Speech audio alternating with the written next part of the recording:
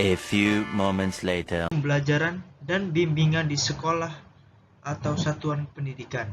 Secara spesifik, pengawas satuan pendidikan harus memiliki kemampuan untuk membantu guru dalam mengembangkan strategi pembelajaran serta dapat memilih strategi yang tepat dalam kegiatan pembelajaran. Prinsip-prinsip pembelajaran. Prinsip umum strategi pembelajaran adalah bahwa tidak semua strategi pembelajaran cocok digunakan untuk mencapai semua tujuan dan semua keadaan. Setiap strategi memiliki kekhasan sendiri-sendiri. Hal ini seperti yang dikemukakan oleh Killen bahwa guru harus mampu memiliki strategi yang cocok dengan keadaan.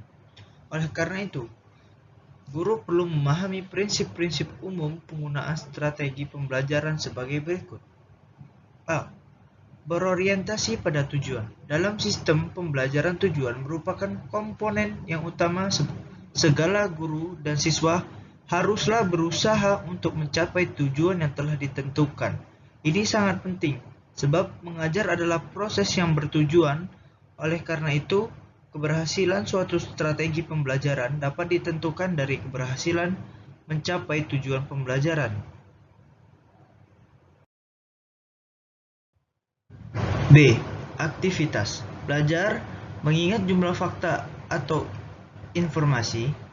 Belajar adalah sesuatu yang memperoleh pengalaman tertentu sesuai dengan tujuan yang diharapkan. Karena itu, strategi pembelajaran harus dapat mendorong aktivitas siswa, aktivitas tidak terbatas pada aktivitas fisik. Juga meliputi aktivitas yang bersifat psikis seperti aktivitas mental. Guru sering lupa dengan hal ini. Banyak guru yang terkecoh oleh sikap siswa yang pura-pura aktif padahal sebenarnya tidak. Yang C. Individualitas. Mengajar adalah usaha mengembangkan setiap individu siswa. Walaupun kita mengajar pada sekelompok siswa, namun pada hakikatnya yang ingin kita capai adalah perubahan perilaku setiap siswa. Dikatakan guru yang profesional manakala ia tujuan mengenai 50 siswa, semua berhasil mencapai, dan sebaliknya. Dikatakan guru yang tidak baik atau tidak berhasil manakala ia menangani 50 siswa dan 49 siswa tidak berhasil mencapai tujuan pembelajaran. Oleh karena itu, dilihat dari segi jumlah siswa, sebaiknya standar keberhasilan guru ditentukan setinggi-tingginya.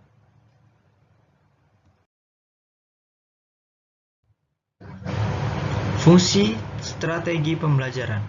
Fungsi strategi pembelajaran pendidikan jasmani. Menurut Ega Trisna Rahayu 2013, fungsi-fungsi strategi pendidikan jasmani yaitu sebagai berikut. Strategi berfungsi sebagai faktor determinan keberhasilan. Maksudnya, strategi mempunyai kedudukan yang cukup menentukan terhadap keberhasilan proses belajar mengajar pendidikan jasmani.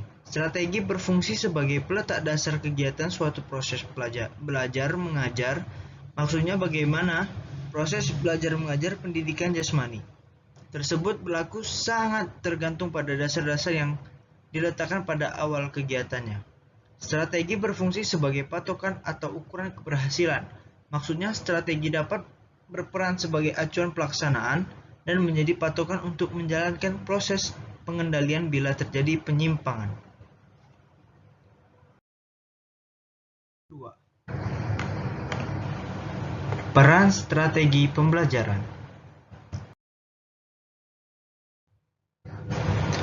Peran strategi pembelajaran. Peran strategi pembelajaran adalah menjadikan proses pembelajaran lebih efektif tersampaikan kepada siswa atau murid. Misalkan saja strategi e-learning menjadikan pembelajaran menjadi lebih seru tersampaikan kepada siswa. Jangkauan pembelajaran yang didapatkan pun lebih luas.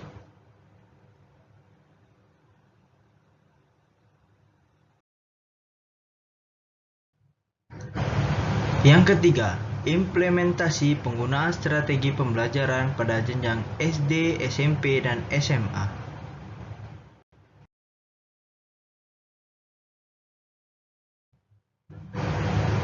Implementasi strategi pembelajaran adalah pelaksanaan, penerapan, atau wujud teori tindakan guru melaksanakan rencana mengajar.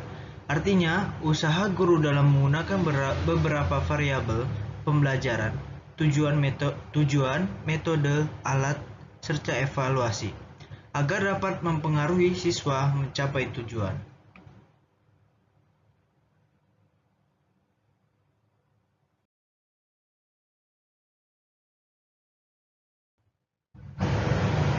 Strategi pembelajaran pada jenjang SD. Belajar sambil bermain. Anak usia dini masih senang bermain. Orang tua dapat memanfaatkan hal ini untuk mengajak anak bermain dengan selipi materi pembelajaran. Anak akan gembira dan tanpa disadari ia juga belajar. Mind mapping. Bahan pelajaran yang terlalu banyak dapat membuat anak kesulitan memahami materi. Orang tua dapat membuat anak dengan membuat mind mapping. Dengan cara ini, anak akan belajar mematakan apa yang mereka pelajari dan akan lebih mudah memahami pelajaran dalam waktu singkat. Belajar dengan teratur. Cara ini dapat diawali dengan cara membiasakan anak untuk membaca buku tertentu setiap hari dengan waktu yang sama.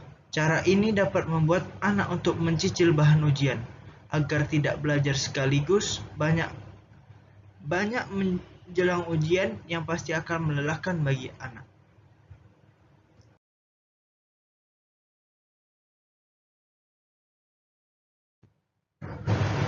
Strategi pembelajaran pada jenjang SMP. 1. Metode ceramah. Maksudnya, metode ini diterapkan dengan cara berceramah atau menyampaikan informasi secara lisan kepada siswa. Yang kedua, metode tanya jawab. Guru bertanya, siswa menjawab, atau siswa bertanya, guru menjawab. Dalam komunikasi, ini terlihat adanya hubungan timbal balik secara langsung antara guru dengan siswa. Yang ketiga, metode diskusi merupakan metode mengajar yang erat hubungannya dengan belajar pemecahan masalah. Metode ini juga bisa dilakukan secara berkelompok atau diskusi kelompok. Yang keempat, metode demonstrasi.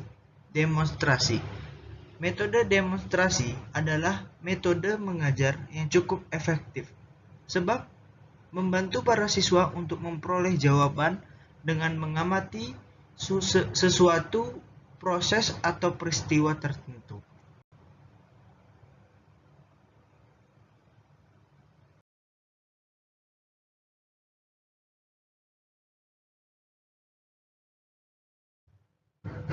Strategi pembelajaran pada jenjang SMA.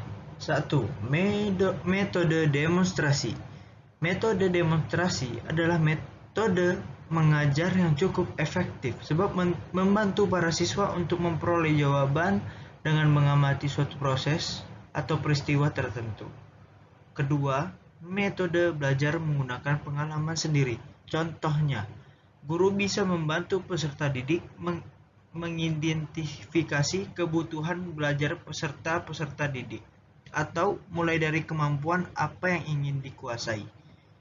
Yang ketiga, metode diskusi kelompok kecil. Tujuan agar peserta didik memiliki keterampilan memecahkan masalah terkait materi pokok dan persoalan yang dihadapi dalam kehidupan sehari-hari.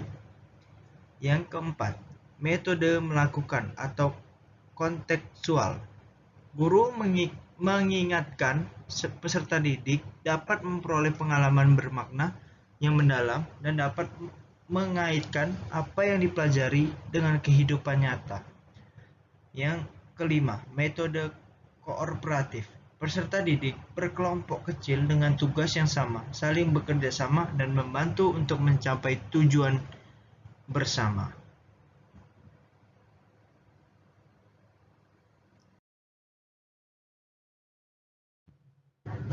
Sekian dari saya yang bisa saya jelaskan tentang strategi dan pembelajaran.